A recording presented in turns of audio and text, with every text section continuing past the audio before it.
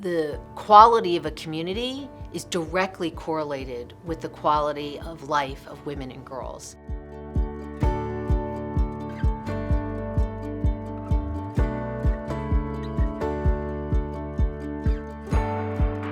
The Women's Foundation of Boston is a community foundation that was founded in January of 2017. Our mission is to raise funds and then use those dollars to invest in economically empowering programming for women and girls from under-resourced communities across the state of Massachusetts. We founded the Women's Foundation of Boston because we had identified from research from Indiana University that less than 2%, at the time it was 1.6%, of all philanthropic dollars in our country were directed towards women and girls serving nonprofits. We realized we need to know what that number is for Massachusetts and Greater Boston.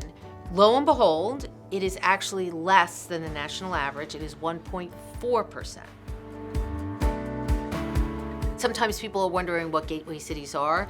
They're middle-sized urban areas outside the city of Boston, which have had some growth, but have stalled in their growth. We recognize that there was a large number of women and girls in very, very under-resourced communities out in those gateway cities, Lynn, Worcester, Lowell, Lawrence, and there was virtually no programming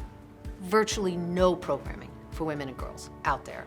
So we fund women and girls serving nonprofits that are already out there, like Girl Scouts of Western Massachusetts or Girls Inc. Lowell, but we also found programs that were very successful in the greater Boston area or the Boston area and said, we'll fund you to go out to the gateway cities and expand to the gateway cities. You can directly correlate the health of an economy with the health of women and girls. All states are different, so we need to know what's really impacting our women and girls.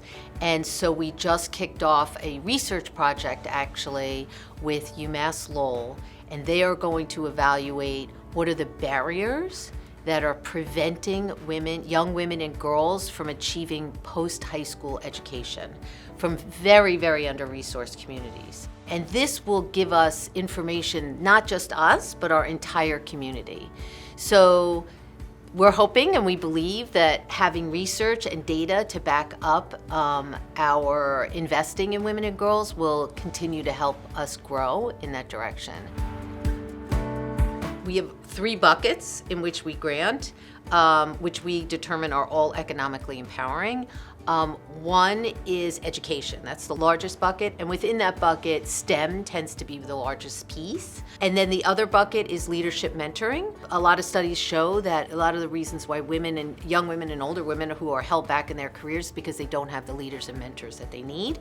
And then the last bucket is financial literacy / career development, which are both critical in enabling women to basically earn more money and advance in their careers. We are one of the only large multi-year funders to women and girls serving nonprofits in our state. We've granted over $6 million to I think 86 different programs. We measure our impact every 6 months. We meet with our grantee partners and collect a bunch of data and qualitative and quantitative information on all those women and girls from the under-resourced communities in our state.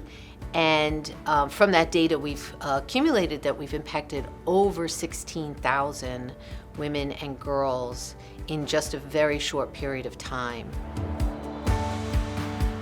Having a Women's Foundation of Boston, having a Women's Foundation raising dollars and granting them out across the state of Massachusetts is so critical, because without us there would not be there literally would be almost no multi-year large grants to women and girls serving nonprofits. We've already impacted 16,000 women and girls, and we've just begun.